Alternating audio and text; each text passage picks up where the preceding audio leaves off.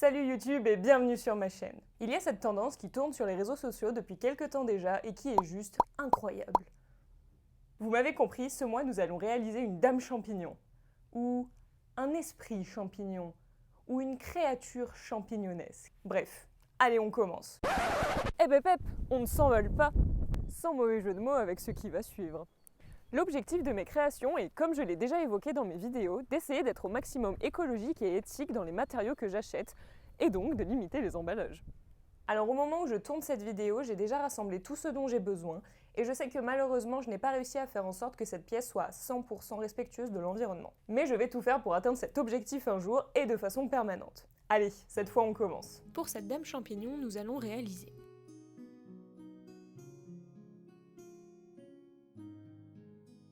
Et pour tout ceci, il faut beaucoup de tissu. L'une des façons les plus économiques et écologiques de s'en procurer, c'est d'aller l'acheter dans des magasins de seconde main ou carrément de déstockage. La grosse différence, c'est que les produits dans les magasins de déstockage sont neufs et proviennent en général de magasins qui ont coulé ou qui n'ont pas réussi à vendre toute leur collection et qui souhaitent s'en débarrasser. Si les produits ne sont pas vendus dans ces enseignes de déstockage au bout d'un certain temps, la rumeur court qu'ils sont envoyés sur les marchés de Paris avant d'être finalement jetés. Donc en fait, on sauve potentiellement des objets de la poubelle. Alors, en seconde main, j'ai acheté ce grand rideau, parfait pour la première couche du chapeau. En magasin de déstockage, j'ai trouvé ça. Ce n'était pas prévu, mais je me suis dit que ça pouvait être joli. Bon, l'inconvénient, c'est que c'est sous plastique, du coup on n'est pas sur du total écolo. Ensuite, c'est devenu compliqué parce que je n'ai pas trouvé tout ce que je voulais dans ce genre d'enseigne, donc je me suis rabattue sur des magasins de tissus. Là, j'ai sélectionné sur les sites ce qui m'intéressait, mais quand j'y suis allée, certaines pièces étaient en rupture de stock. Alors, pour la jupe, il leur restait pile poil les 4 mètres de tissu qu'il me fallait, et le petit plus, c'est que c'est un coton portant le label OECOTEX. Ça signifie que le tissu a suivi des paramètres de contrôle permettant d'affirmer qu'il ne contient pas de produits chimiques nocifs pour la santé, et donc l'environnement au passage. Ce n'est pas aussi bien que les tissus certifiés biologiques, mais franchement, c'est déjà pas mal. Pour le chapeau et les manches, je voulais un tissu plutôt rouge foncé à l'origine, ou dans des tons ocre, marron ou autres. Et j'avais fait exprès de me laisser un large choix pour justement ne pas galérer, mais il n'y avait rien nulle part, même au magasin de tissus. Je me suis donc rabattue sur ceci. Donc là, on part sur une belle amanite bien toxique. On démarre par la structure du chapeau en carton.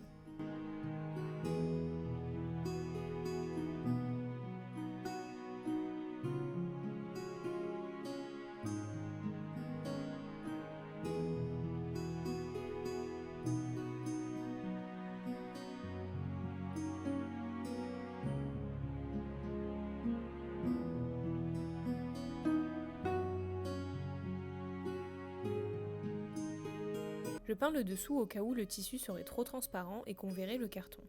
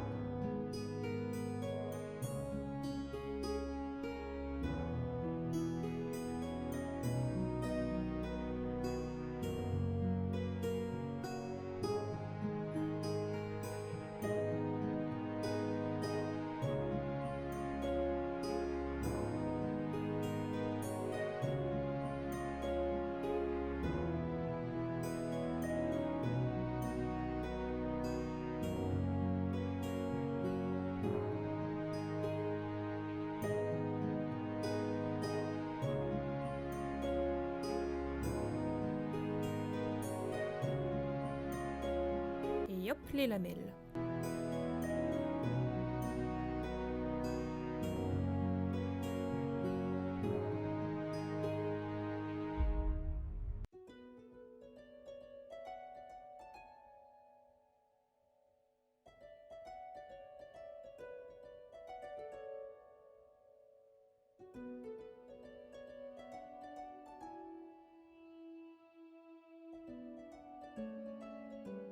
Et d'ailleurs, Les champignons désignent une classe de végétaux comprenant ces derniers, mais aussi les moisissures, les levures et certains parasites de plantes, d'animaux ou d'êtres humains. Pourtant, les champignons sont exclus du règne botanique en 1969 et appartiennent aujourd'hui à celui des fungi, qui leur est spécifique. Selon cette définition, on pense alors qu'il existe environ 1,5 million d'espèces de champignons sur la planète, dont environ 30 000 en France pour seulement 16 000 recensés. Et sur ces 16 000 recensés, environ 3 000 espèces sont des végétaux formés d'un pied et d'un chapeau, donc ceux-ci, dont une centaine est comestible, pour une autre centaine potentiellement toxique, et enfin une vingtaine mortelle. Sachant que sur la centaine comestible, tous ne sont pas goûteux ou ont des propriétés culinaires intéressantes. Allez, on le termine.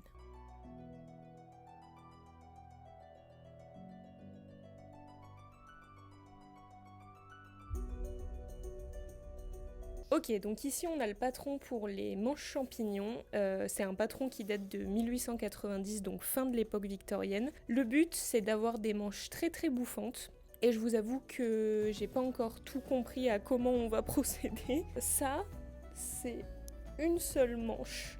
Et elle est sur le pli du tissu, donc ça va être immense. On va bien voir tout de suite ce que ça donne. Donc voilà, ça c'est la taille des manches.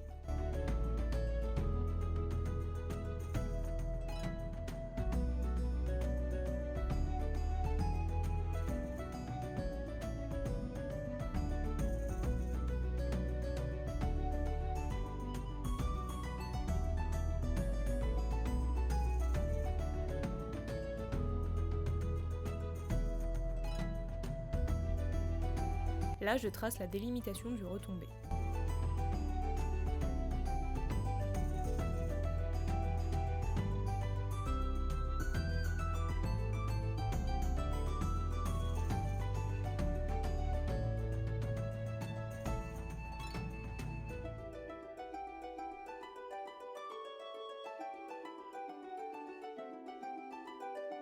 On pourrait alors se demander pourquoi les champignons ont-ils été exclus du règne botanique.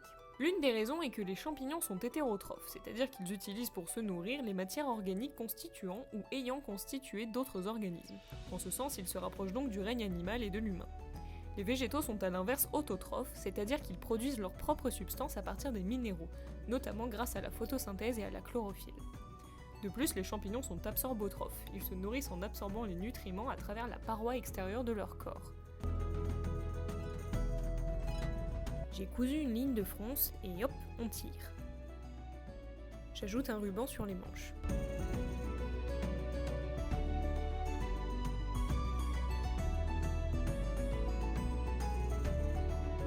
J'avais rajouté 18 cm à la longueur de la jupe, mais je me suis rendu compte ensuite qu'il fallait que j'en coupe 2. Or, j'avais coupé mon tissu n'importe comment et je ne pouvais donc plus avoir cette longueur. Tant pis pour moi, j'ai tout de même pu sauver 4 cm et ça fait la différence. On commence par assembler les poches. On va coudre les côtés latéraux de la jupe.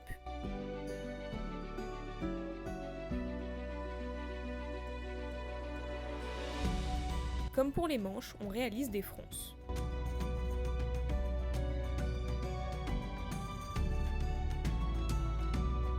Nous autres, les humains, consommons des champignons depuis des millénaires. On le sait notamment grâce à Otzi, un homme naturellement momifié découvert en 1991 dans le Val de Sénal en Italie, à 3210 mètres d'altitude.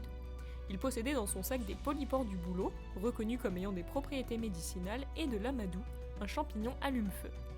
Aujourd'hui encore, on se sert de certains champignons pour leur particularité.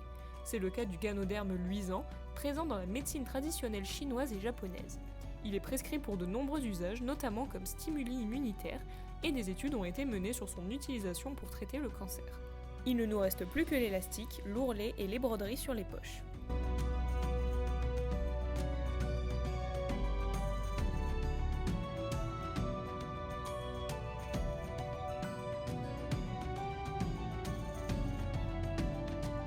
Et on coud l'élastique.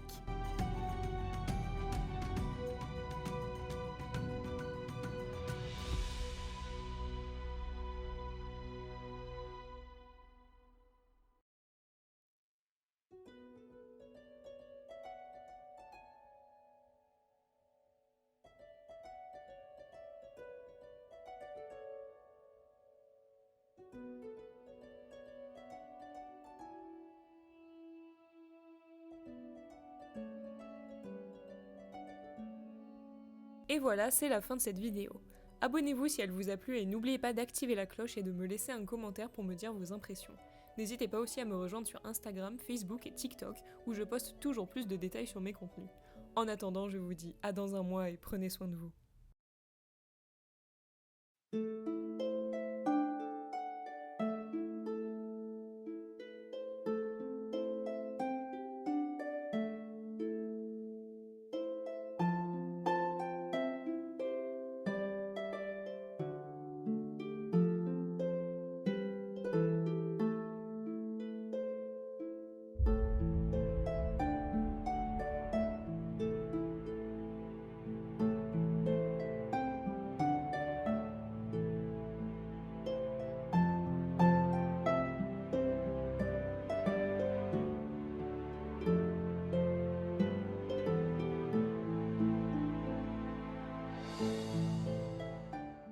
Donc en fait, on sauve